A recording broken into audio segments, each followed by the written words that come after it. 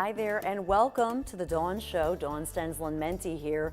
So, ladies, start your engines. Today, we're going to give you some tips on how to take care of your car. This is news you can use any time of the year. Lori Johnson, president of Ladies Start Your Engines, is here to give us really all the information that I think we need. Hi, Lori. Hi, thanks for having me. Yeah, again, it's good. You know, we've talked in the past about tires and some of the basics, but I want to get to, wiper blades. It's a huge issue when you have, especially a storm and you've got bad blades. Right. It can, Right. You see people pulling over. That's part of the reason. You can't see, and most people don't do anything about it until it's raining, and then you're like, oh wow, I can't see, so I need to put new wiper blades on. But technically, they'll tell you that every 6 months you should check your blades and at least replace them once a year. So I'm in this video kind of showing how to remove the wiper blade. That whole metal part gets replaced now. It used to be you just replace the rubber, but you buy that whole piece and you just put it back on, and the most important part is hearing that click. So that's one of the things that you're listening for.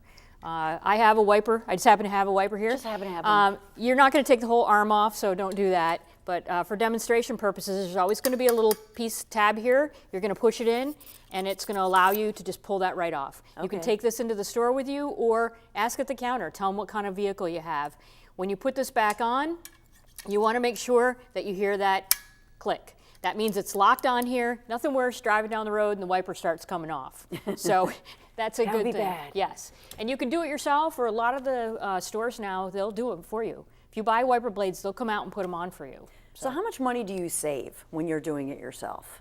Well, if you went to a dealership or a shop and you said, hey, I need new wiper blades, some of them are going to put them on for free. Some of them are going to charge you maybe like 2/10. It might be like $10 or something to put them on. So, and you may get them cheaper if you buy them yourself. Okay, so it's saving money and also making sure that you're in charge, that you know when you got them, when they need to be replaced. Right. So you teach classes. A little bit about your backstory. Originally from Michigan, and this is sort of in your blood. In Michigan, my grandfather on my mother's side, both her father and grandfather were mechanics. So, so I don't know, maybe some of it leaked down and I got some of it, but I just enjoy taking things apart and putting them back together and making them work. That's the key. That's the key. That's the good tech. But I love that you even teach Girl Scouts. I forgot, that they have the car care badge. Yep, they have a car care badge. So the younger girls, I have them fill out a sheet. They check fluids and tire pressure, and they really get into it. They pull out the dipstick and they check the oil, and it's a lot of fun for them, and they really like to get out there and learn about the car, because the older girls are going to be driving soon, so they need to know these things. Well, and I think to know the mechanics of a vehicle also gives you kind of the respect for what's going on with the car. Right. And you feel like you understand more. When you go in and they start telling you that you need this, and you're like, the hoojamajiggy, I don't know what that is. And sometimes, if they're not being honest, they may say to you that, oh, well, that's a safety concern. You want to get that. And you don't know. You just know that you want your vehicle to be safe, so you buy it. And it may not be something that you need. Yeah, and that's always, I know that's something that you stress, to go somewhere where you've had referrals, where your cousin or whoever goes there, that it's somebody you can trust. They have a good reputation. They're going to be honest with you. They'll take you out in the shop and show you pieces on your car. If somebody won't take you out in the shop, then something's up. Yeah. They should be able to take you out and show you what's going on. And that way you understand it. So what are the classes that you offer? Well, I teach a 2-hour hands-on class about how to change a tire, where your fuses are, what fluids you can check. If you needed to add it, how would you do that? Just basic things that you can keep track of. Like how your engine works. Yeah. I mean, I talk about that to some degree. We can't get too technical, but yeah, why it's important to change the oil. We don't just ignore that kind of stuff. I mean, I have a 1988 Toyota truck with over 300,000 miles, and all I've done is change the oil every 3,000 miles, because that's what's recommended for that vehicle. It's still running 25 years later. That's awesome. 300,000 miles. Yes. That is terrific. Yep. Back in the day, the odometer would just come back zero. You could resell it. Oh, he has 20,000 miles on it. Yeah. Just kidding. But one thing that I love about it is that you're really empowering people. Right. These girls and these women in particular. Guys can take your classes too. Right. But it sounds like mostly women end up taking it. Right. And I'm getting more requests from men, because there are more and more people who can't work on their cars. So they don't know anything either. They get in, if it doesn't start, then they don't know what to do. So I am getting more requests from men who would like to take the class, but we would do it as a separate class. Do you ever tell people how to save on their brakes?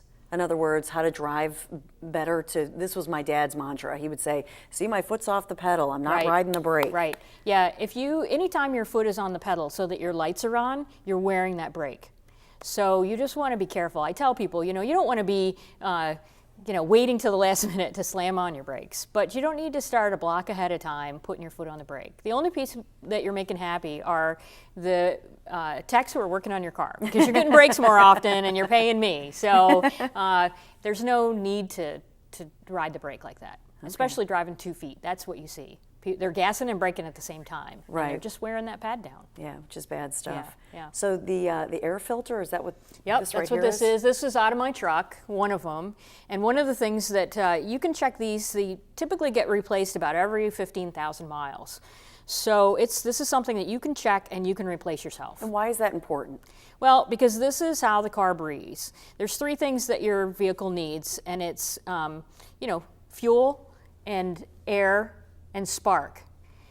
There's a big black box underneath your hood somewhere, and it's either clips or it's a couple bolts holding it. You can open it up, pull that filter out, and take a look at it and see. You can see in the video how white that one is, and that's the clean one, and how dirty that other one is. When it gets to that point, it's time to replace it. You just go in, give them your car. If you're not sure how to find it on the shelf, you buy it yourself and put it in. It's a very simple thing. Most vehicles, you can do it yourself. And again, we're looking for this dirt in here. See how it looks a little cleaner on the front side, but on the back side, it's too dirty. You can't rinse these with water or anything like that. So you just have to replace them. So much like you change the filters in your home, like every 90 days or whatever, you would change the filter in your cars. My son has asthma, so it's something that's on my radar screen, asthma and allergies, that this is going to help with that. And when you can't breathe in, then your car compensates, says, oh, we can't get that air. Let's add more gas then. And so that's how you become less fuel efficient, because your car has a computer. It's going to compensate for whatever it doesn't have. So if it's not getting air, it's going to compensate someplace else so that your car continues to run smoothly. Okay, it's important stuff. Yep. Thanks, Lori. So our conversation with Lori is going to continue, and she's going to save you more money when we come right back.